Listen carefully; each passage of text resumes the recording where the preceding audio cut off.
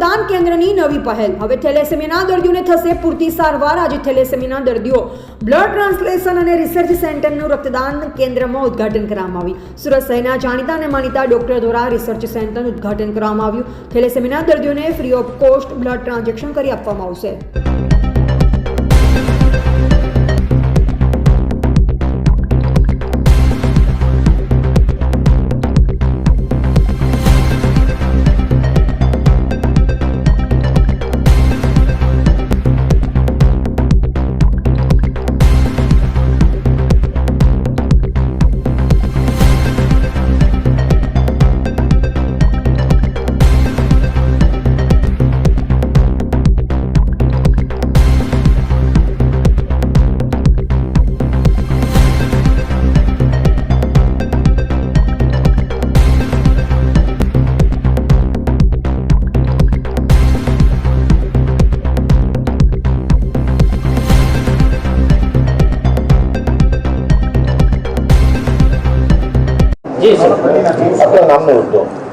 હું ડૉક્ટર પ્રદીપ પેઠે સુરત રક્તદાન કેન્દ્ર અને રિસર્ચ સેન્ટરનું પ્રેસિડેન્ટ છું હાલમાં, અને આજે થેલેસીમિયા ટ્રાન્સફ્યુઝન સેન્ટર અને રિસર્ચ સેન્ટરનું આજે ઉદ્ઘાટન છે।